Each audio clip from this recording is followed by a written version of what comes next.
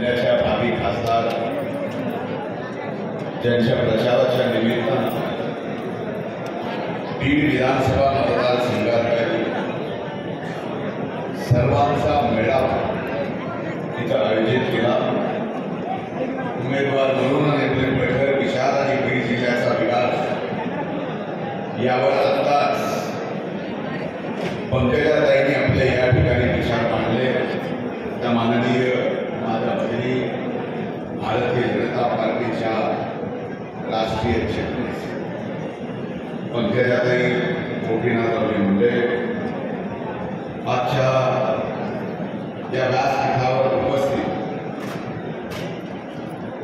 सर्वात वयाने आणि राजकारणाने अनुभव असणारे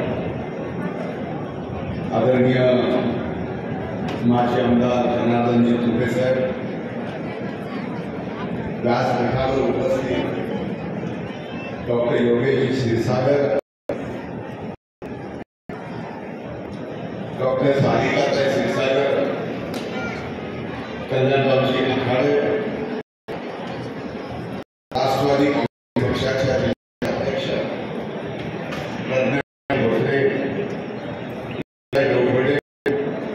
काकासाहेब जोगदन, बाप्पासाहेब फुगे, सुधीर काकडे, किशोरजी काळे, बाळासाहेब गुंजाळ, वैर चांदणे,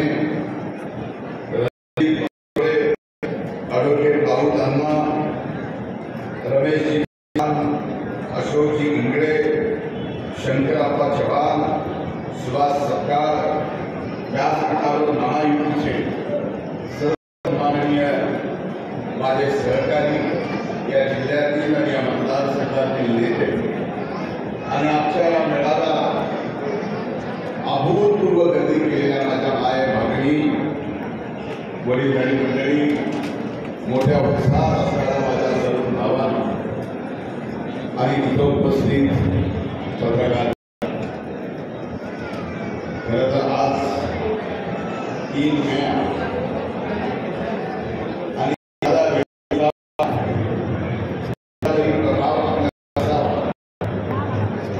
एखाद्या व्यक्तीला आपल्या कामातून त्या नसताना जिवंत ठेवावं अशा स्वर्गीय प्रमोद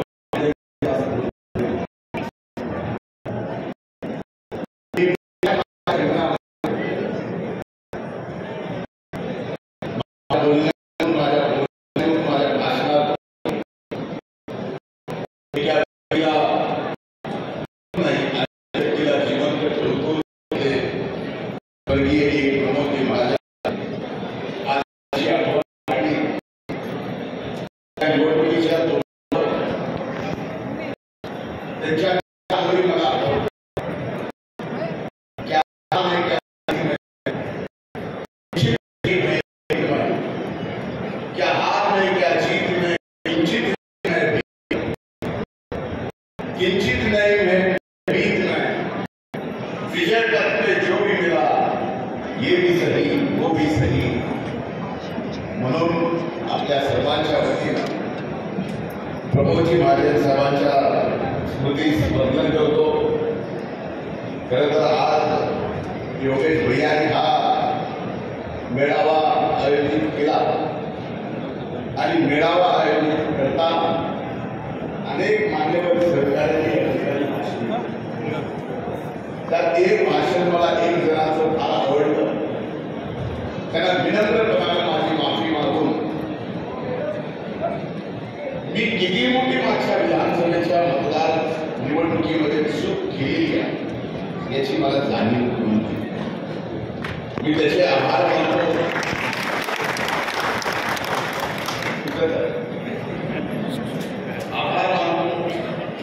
त्यांनी मला या गोष्टीची जाणीव करून दिली की मी चूक करतो। चूक करताना सुद्धा एखाद्याला माहीत असेल की आपण चूक करतो, आपल्याला बघून आपल्याला गुमान करावं लागतं। योग्य माणसाला या ठिकाणी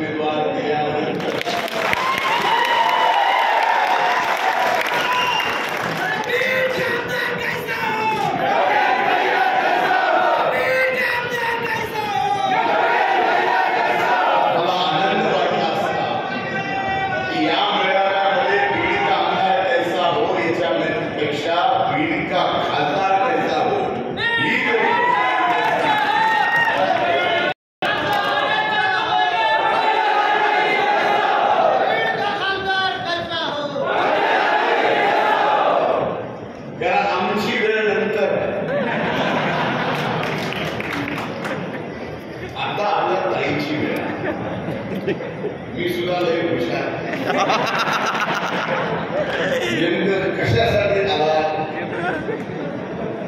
मी समोर बसलेल्या प्रत्येक श्रोत्याच्या डोळ्यात डोळे घालून हृदयात माझी वाणी पोहोचावी आणि ती कायम राहावी याच्यासाठी प्रामाणिक वक्तृत्व करणारे कार्य.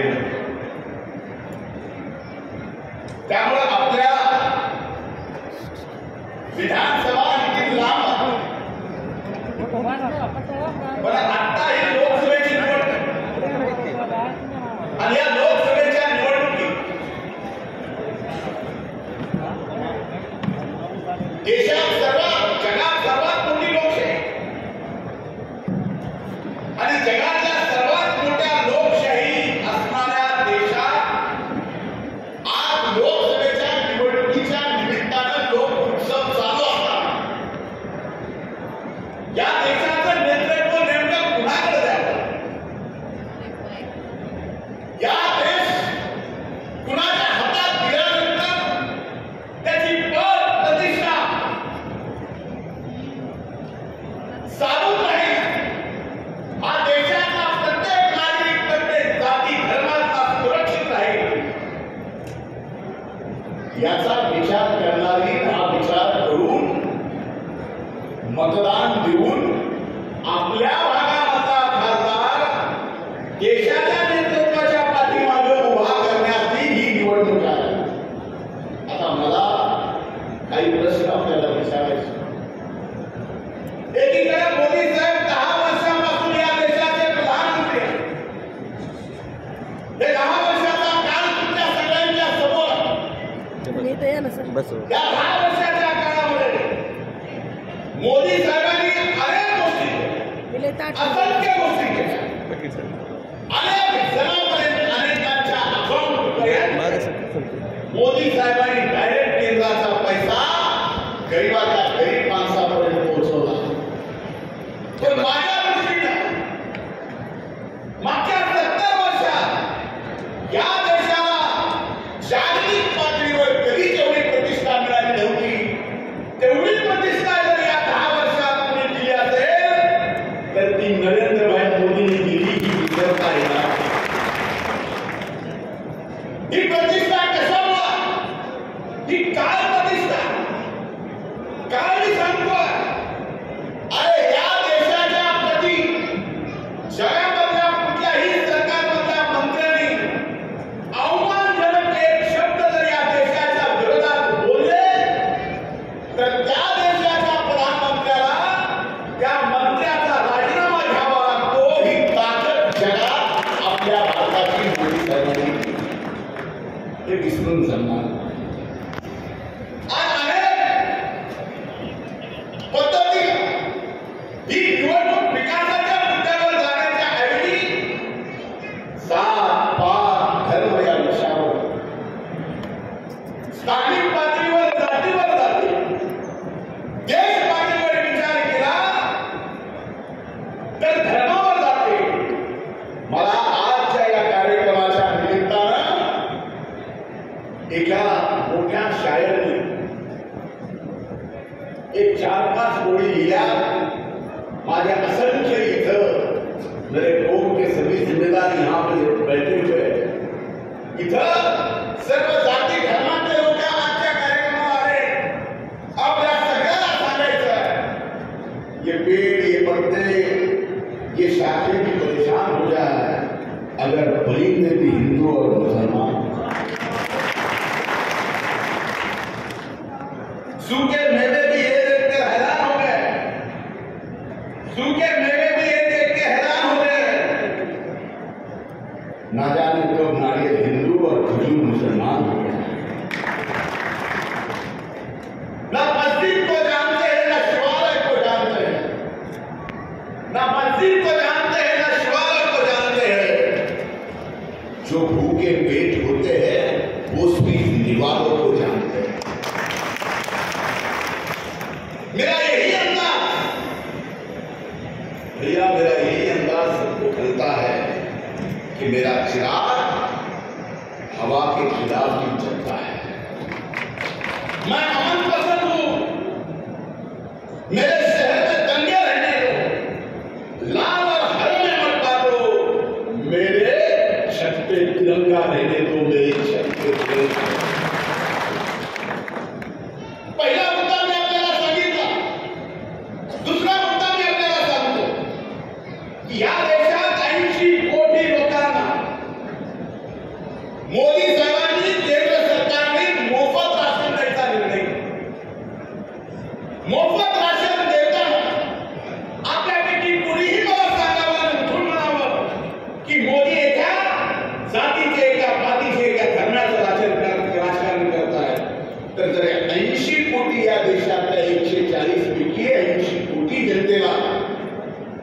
मोफत राशन जर केंद्र सरकार मोदी साहेब देत असते तर त्या देताना त्या राशनामध्ये कोण कुठल्या जातीचा आहे, कोण कुठल्या धर्माचा आहे हे निवडून दिलं गेलं का? आज आमच्या मायमुलं इथं बसल्या सर्व जाती धर्मातल्या. मला आपल्याला विचारायचं आहे, उज्ज्वला योजनेतून आपल्या घरात गॅसचं कनेक्शन आलं. करोडो लोकांना या देशात गॅसचं कनेक्शन, चुली पलीकडे दुसरं काही माहीत नव्हतं. आमच्या माय माऊलीला चुलीच्या धुरातून गॅसचं कनेक्शन दिलं. हे गॅसचं कनेक्शन देत असताना मोदी साहेबांनी कोण कुठल्या जातीचे, कोण कुठल्या धर्माचा याचा विचार केला? जनधन योजना असेल, आयुष्यमान योजना असेल, प्रधानमंत्री आवास योजना असेल, ही प्रत्येक योजना, या प्रत्येकाचा लाभ या देशातल्या प्रत्येक जाती धर्मातल्या लोकांनी घेतला आहे. म्हणून ही निवडणूक 7-5 धर्माच्या पलीकडे निवडणूक आहे. ही निवडणूक आहे देशाच्या विकासाची, ही निवडणूक आहे देशाच्या हिताची, ही निवडणूक आहे देशाच्या स्वाभिमानाची, अस्मितेची. 10 वर्षात काय घडलं? आपल्यालाही म्हणतो की काय बदल, आपल्यालाही वाटतंय की 10 वर्षात या बीड जिल्ह्यात काय घडलं. अरे या बीड जिल्ह्यामध्ये 10 वर्षात जेवढ्या मोठ्या प्रमाणात हायवे झाले, जिथून जिथून हायवे गेला, ज्याची ज्याची जमीन गेली त्याला किती पैसे मिळाले त्याला मोजता येईना.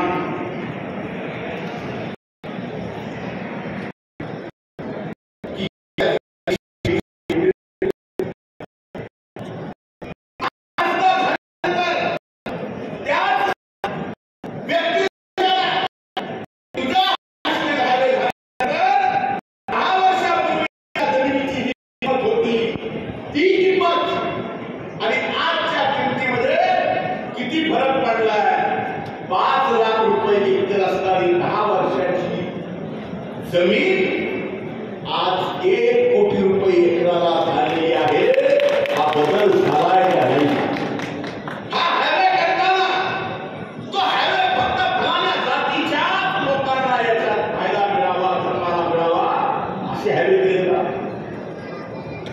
अरे काही काही वेळेला माझ्यासारखा अमेरिकेला न गेलेला माणूस टीव्हीवर, चॅनलवर, पिक्चरवर बघितलेलं लॉस वेगास इकडे आपण मांजर झुंब्याला जातो. आजूबाजूचे हॉटेल बघितले की अमेरिकेतल्या लॉस वेगासचा व्ह्यू ते बघितल्याला असा आनंद या ठिकाणी वाटतो. बीड जिल्ह्याचा विकास झाला. आज बीड जिल्ह्यातला नाही,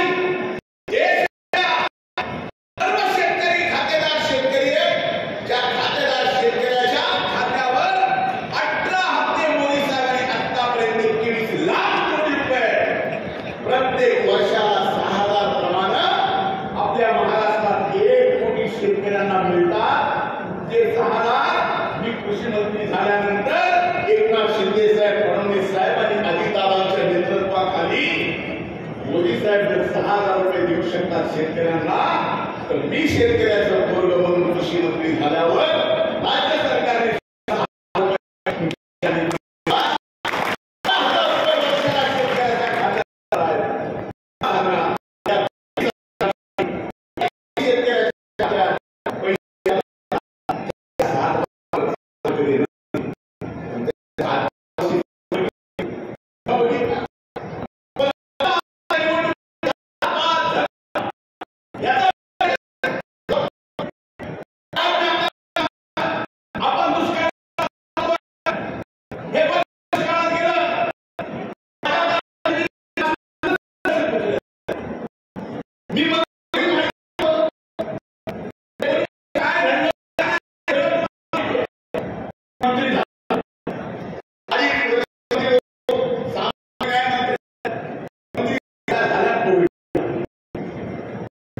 कोविडच्या काळात सुद्धा प्रामाणिकपणाने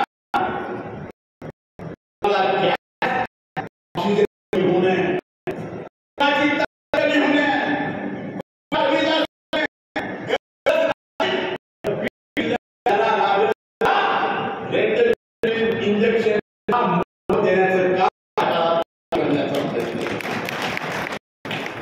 अभिमान वाटतो. एक गोष्ट सांगा की ज्या वेळेस कुणी कुणाच्या घरात सख्या भावाला येऊ देत, अरे माणूस की कशी गेली. कोविडनं पहिल्या लाटेत माणसं किती मारली, याच्यापेक्षा माणूस की कशी मारली उदाहरण देतो. मुंबईत सख्खा भाऊ आहे, गावाकडे लॉकडाऊन लागलंय, गावाकडे यायचंय, सख्खा भाऊ गावाकडला मुंबईचा तू यायचं नाही तर तू तुझं तिकडे बघ. ही माणूस की मेल्याचं उदाहरण आपण विसरला.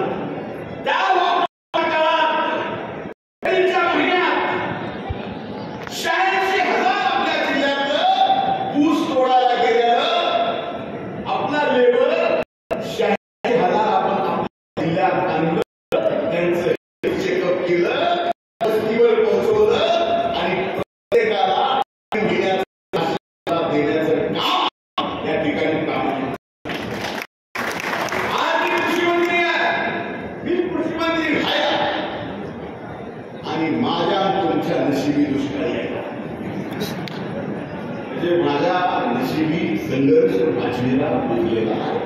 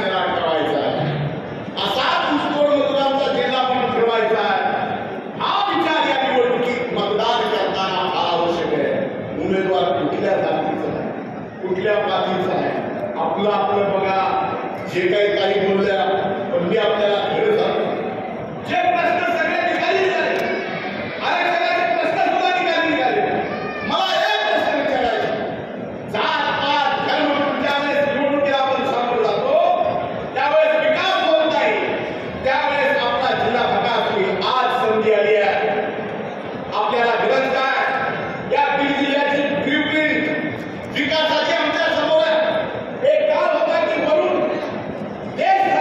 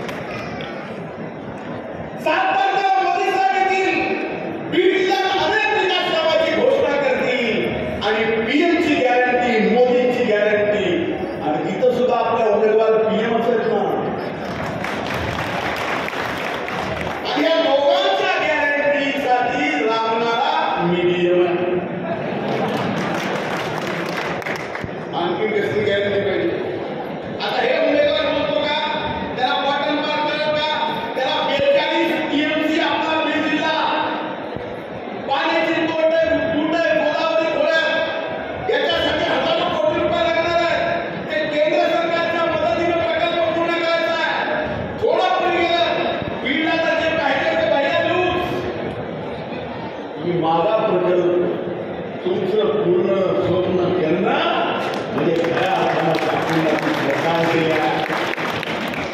त्या काळातले थोडे स्वप्न काकूंचे पूर्ण करायचे, त्या काळातले स्वर्गीय मोठे साहेबांचे स्वप्न पूर्ण करायचे आणि ते स्वप्न पूर्ण करण्यासाठी आम्ही या ठिकाणी सर्वजण एकत्र आलो आहे.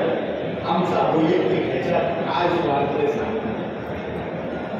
आम्ही राजकारण करतोय, आमच्या काळात भाकर खायला मिळत नाही म्हणतो का. आज या ठिकाणी अनेक ग्रामीण भागातले प्रश्न सुद्धा उपस्थित केले. या मतदारसंघाच्या विकासाच्या दृष्टीने महत्वाचे सिद्धपरा नदीवर बंधारे आपल्या मतदारसंघात 2च आहेत, देवगावमध्ये 7 आहेत. मला माहिती कुठे कुठे बंधारे करायचे. जबाबदारीपूर्वक सांगतो की देवगाईच्या 7 सिद्धपराच्या बंधाऱ्यासोबत बीडचे सुद्धा सिद्धपरावरचे बंधारे पूर्ण करण्याचा शब्द व्यक्त करतो. आणि विधानसभेच्या निवडणुकीच्या आचारसंहितेच्या अगोदर याचं मंजुरी सुद्धा घेऊन देण्याची जबाबदारी योगेश भाई आणि माझ्या खांद्यावर आहे. राज्याच्या संबंधित आपण प्रश्न उपस्थित केले. या ठिकाणी डोंगरी तलावापासून उजवा कालवा तो डावा कालवा दुरुस्ती, उजव्या कालव्याची दुरुस्ती चालू झाली आहे. आपल्यापर्यंत येता जायपासून माजलगावपर्यंत उजव्या कालव्याची दुरुस्ती आहे. 600 कोटी रुपये त्याला आपण मंजूर केले. सत्ता देवेंद्र भाऊनी त्याचे काम सुद्धा चालू झालंय. डाव्या कालव्याचं राहिलंय, डाव्या कालव्याचं सुद्धा पूर्ण दुरुस्ती करण्याचा निर्णय विधानसभेच्या अगोदर हे महायुतीचं सरकार घेईल हा शब्द या निमित्तानं व्यक्त करतो. आज सोमना कोटा प्रकल्पातून महिंद्राबादे कालवा प्रस्तावित होता, त्याचे काम होणे अपेक्षित आहे. हे मी बघतो नेमकं कुठं आहे. इमामपूर ते नेतपूरकडे जाणारा रस्ता मध्ये वनीकरण विभागाची परवानगी नसल्यामुळे काम अर्धवट राहिले. मी आपल्याला सांगतो हे वनीकरण जर केंद्रीय वन विभागाचा असलं तरी 6 महिन्याच्या आत वन विभागाची परवानगी घेऊन हा अर्धवट रस्ता सुद्धा पूर्ण करून देण्याचा शब्द मी या निमित्तानं आपल्याला बोलतो.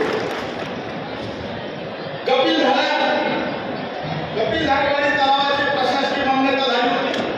तुम्ही मला कशात थांबली बघतो. कुणी थांबलेली असतील तर त्याला कसं थांबवायचं हे मला माहिती आहे. बीड तालुक्यातील सर्व धार्मिक तीर्थक्षेत्र आणि पर्यटन स्थळाचा विकास याचा शब्द मी याच्या अगोदरही दिला आहे. पण आपल्या सगळ्यांच्या समोर देतो की आपल्या बीड जिल्ह्याचे सर्व धार्मिक स्थळं, पर्यटन, सर्व धर्माचे स्थळांचा विकास तीर्थक्षेत्राला ब दर्जा देऊन जेवढे पैसे लागतील, जेवढा तुम्ही त्या विकासासाठी प्लॅन कराल तेवढे पैसे राज्य सरकार विधानसभेच्या अगोदर मंजूर करील हा शब्द मी या निमित्तानं देतो. आता सुद्धा दिले अनेक तीर्थक्षेत्र आपण सांगितलं की अंतर्गत पिंपरी, खांडेपारगाव, नागापूर, कोंगरी या भागातील भरपूर प्रकल्पाला विरोध झाला होता. हे आज नाही, तुझे सर्वांना माहित असेल. 2002 पासून कुकुरचा सातवा तलाव मंजूर आहे, पण तिथं विरोध होतोय, होऊ देत नाही. लोकांच्या जमिनी जात आहे, तेही चुकीचं आहे. म्हणून आज आपल्याला शब्द देतोय तुकुरचं हे सातवा तलाव आपण बंधाऱ्यात रूपांतरित केलाय. आता कुणाची एक गुंठा सुद्धा जमीन जाणार नाही. त्या तुकुरच्या तेवढ्याच किमतीच्या प्रकल्पात 4 निम्न बंधारे या ठिकाणी त्या आपल्या नदीवर होणार आहे आणि त्याची प्रशासकीय मान्यता झालेली आहे. 1 महिन्याच्या आत आचारसंहिता संपल्यावर वर्क ऑर्डर होण्याचे काम चालू होतील हा शब्द मी या निमित्तानं उगंडा तलावावरून मोठी फॅक्टरी असेल, बीड तालुक्यातील विषय असेल, बीड शहरातील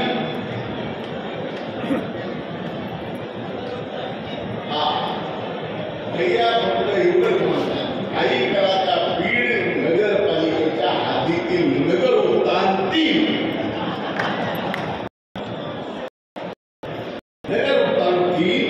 आणि आपण सांगितलेली सगळी कामं विधानसभेच्या आचारसंहितेच्या अगोदर ही आचारसंहिता संपल्यावर लवकरात लवकर मंजूर करून देण्याचा शब्द आजच्या या वेळाला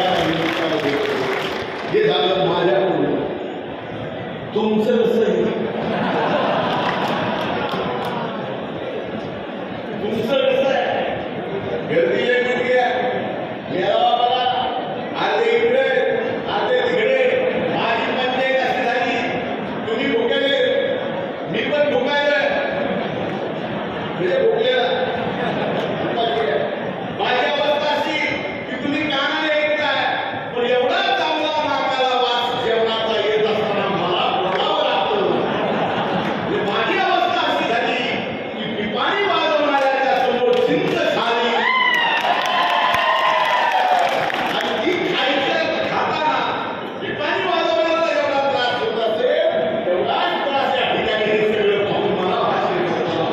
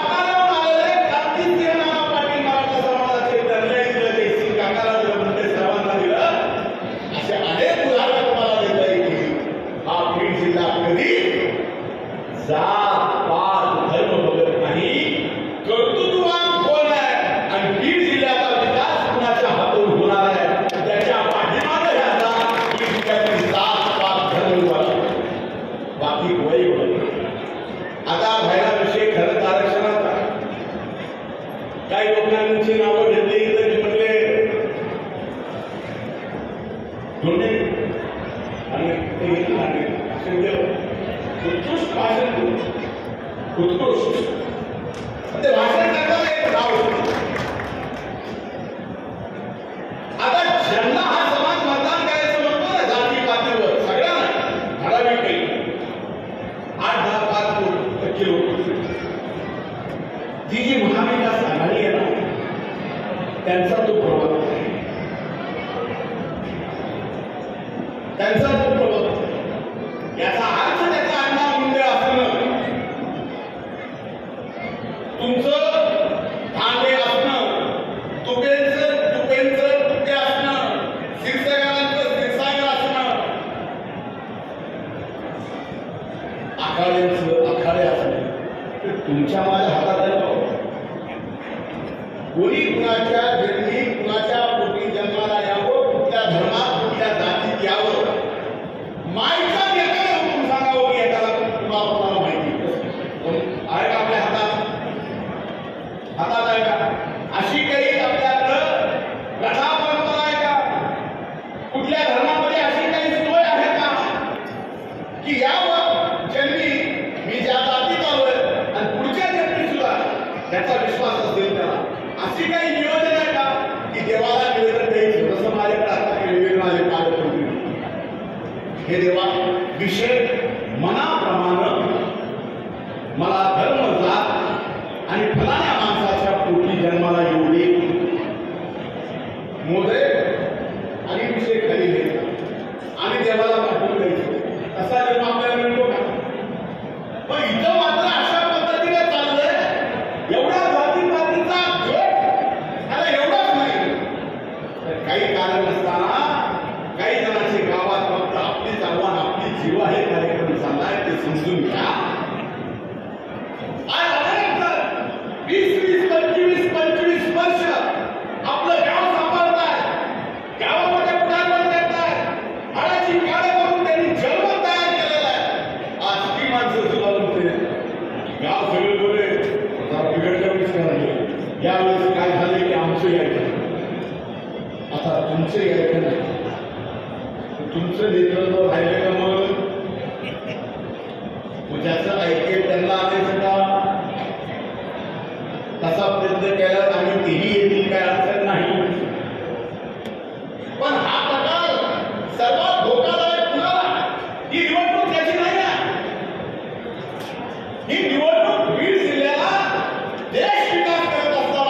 देशासोबत जायचं का नाही, देशाच्या विकासासोबत बीड जिल्ह्याला प्रगती करायची का नाही, माझ्या दृष्टीनं पंकजाताईच्या दृष्टीनं आमच्या सगळ्यांच्या दृष्टीनं ही निवडणूक एवढ्यासाठी आहे की आज संबंध देशभरात जेवढे मागासलेले जिल्हे त्याच्यात शेवटच्या 10 मध्ये आपला बीड जिल्हा मागासलेला येतोय. पंकजाताईला खासदार म्हणून तुम्ही मोदी साहेबांच्या पाठीमागे उभं करा. येणाऱ्या 5 वर्षात पहिल्या या देशातल्या 10 विकसित मतदारसंघामध्ये हा बीड लोकसभा मतदारसंघ आणून देण्याची जबाबदारी आम्ही या ठिकाणी. आता सांगितलं की म्हणजे 1.5-2 वर्ष लागतील. परळीपर्यंत रेल्वे जाईल. परळी नगर, परळी बीड नगर रेल्वे वर्षभराची, पण ती फक्त रेल्वे वर्षभरात थांबणं एवढं स्वप्न माझं नाही आहे ना ताईचं आहे. परळीपासून वंदे भारत बीड नगर मार्गे 6 तासात मुंबईला गेली पाहिजे. बीड पासून एखादी वंदे भारत 12 तासात दिल्लीपर्यंत गेली पाहिजे. बीड पासून एखादी वंदे भारत ही बेंगलोरला गेली पाहिजे, चेन्नईला गेली पाहिजे. एवढंच नाही तर अजमेर जयपूरला सुद्धा गेली पाहिजे. हे आपलं स्वप्न आहे. आणि हे स्वप्न पूर्ण करत असताना जोपर्यंत रेल्वेचं झालं, जसं रस्त्याचं झालंय तसं रेल्वेचं झालं नाही तर मला सांगा उद्योग तरी आपल्याला येतील. आणि रेल्वेचं एकदा झालं तर आज परळी जसं सिकंदराबाद झोनमध्ये सर्वात श्रीमंत रेल्वे स्टेशन आहे. वर्षाला 400 कोटी रुपये त्या रेल्वे स्टेशनचं उत्पन्न आहे. आपल्या बीड जिल्ह्यातले 4-5 रेल्वे स्टेशन एवढे श्रीमंत होतील, त्यात बीड एक असेल, प्रत्येकाचं उत्पन्न 400 कोटी रुपये त्या रेल्वेचं असेल. एवढी प्रगती आपण करू शकतो. आणि रेल्वेचं जाळं जर उभं राहिलं तर मोठे मोठे प्रकल्प या ठिकाणला यायला वेळ लागणार नाही. आणि अभिमानानं सांगतो की आमचे जे बहीभाऊ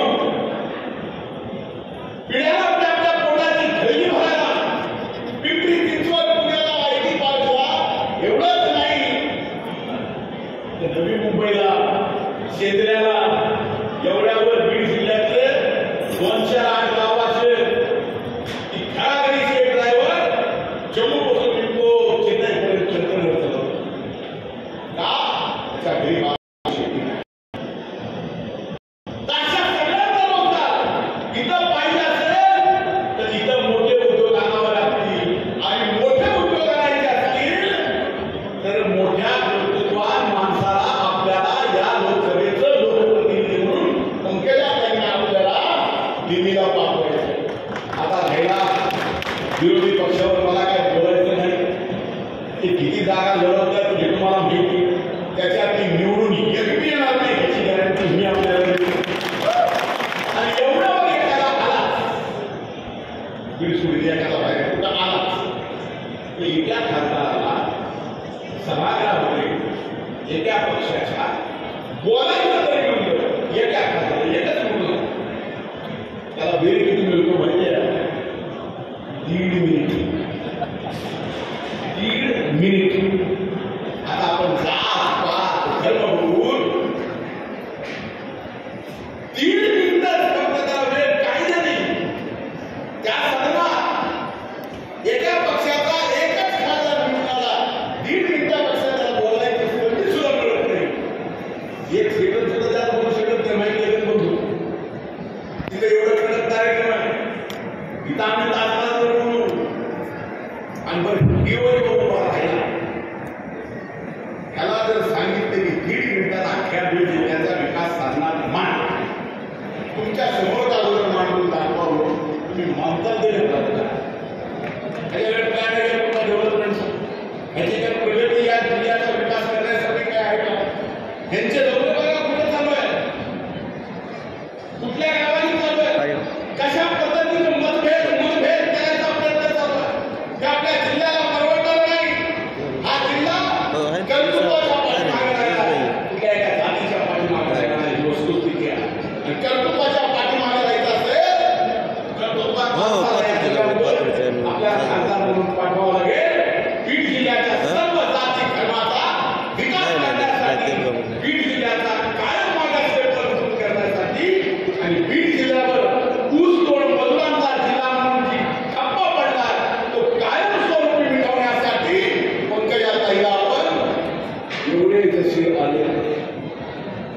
त्याच्यापेक्षा एका आलेल्याने 200 मतं घ्यायचं ठरविलं तर तुमच्या बीड विधानसभा मतदारसंघातून विधानसभेचा निकाल लागायच्या अगोदरच लोकसभेसोबत तुमचा सुद्धा निकाल लागेल.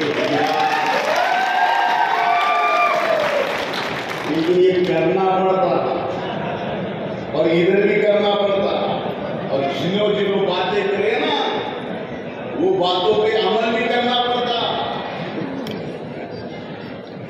म्हणून आपल्याला सांगतोय काही निवडणुका फक्त लढायच्या असतात, जिंकायच्या अगोदर असतात. तुमच्यासाठी सगळ्यात मोठा आव्हान काय की लोकसभेची निवडणूक जिंकली, आपल्या मतदारसंघातून ऐतिहासिक मतांनी जर दिलं की फक्त विधानसभा लढवायचं फॉर्मॅलिटी तुम्ही करा, आपोआपच तुम्ही